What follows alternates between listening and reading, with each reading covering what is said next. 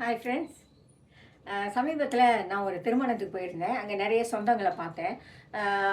பார்த்துட்டு இருக்கும்போது ஒருத்தர் என்கிட்ட வந்தாங்க. வந்துட்டு பேசினாங்க. பேசும்போது சொன்னாங்க, நீங்கள் முந்தி மாதிரி இல்லை, ரொம்ப மாறிட்டீங்க அப்படின்னு சொன்னாங்க.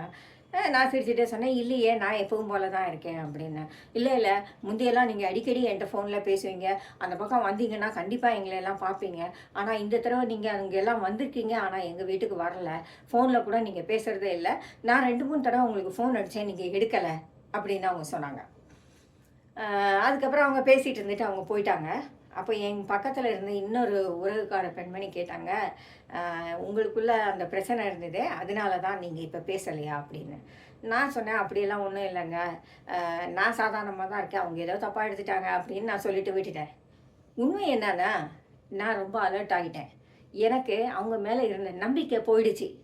எங்களுக்கும் அவங்களுக்கும் இடையில ஒரு சின்ன மிஸ் அண்டர்ஸ்டாண்டிங்கில் அவங்க அனாவசியமாக என்னைய இல்லாத விஷயங்களெல்லாம் என் மேலே பேசி என்னைய குற்றப்படுத்தினாங்க சில இடங்கள்ல.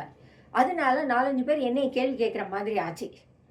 இதையெல்லாம் நான் யோசித்து பார்த்தப்ப, நான் ஜாஸ்தி அவங்கக்கிட்ட பேசியிருக்கிறேன், அல்லது நான் ரொம்ப க்ளோஸாக அவங்கக்கிட்ட தேவையே இல்லாமல் அவங்கக்கிட்ட ரொம்ப நெருக்கமாக பழகியிருக்கேன், அதனால தான் எனக்கு இந்த பிரச்சனைகள் வந்தது அப்படின்னு சொல்லி என் மனசு எனக்கு எச்சரிக்கை கொடுத்தது.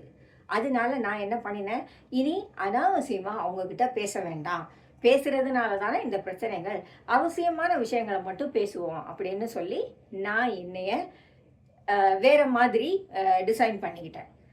இதனால எங்களுக்குள்ளே இருக்கிற உறவு கொஞ்சம் ஹெல்த்தியாக மாறிடுச்சு. இல்லையா இருந்திருந்தா திரும்பவும் அவங்க என் கூட கதை பேசியிருப்பாங்க, நானும் அவங்கக்கிட்ட பேசியிருப்பேன். ஏதாவது அறகுறையாக நான் சொல்கிற விஷயங்களை அவங்க அங்கிட்டு போய் 1க்கு 2ஆக பேசிடுவாங்க.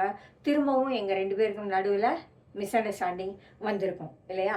பல நேரங்களில் நம்ம தெரியாமல் பேசுகிற நிறைய விஷயங்கள் பூதாகரமாகி நமக்கு பிரச்சனைகளை கொண்டு வருது. அது ரொம்ப உண்மைதான்.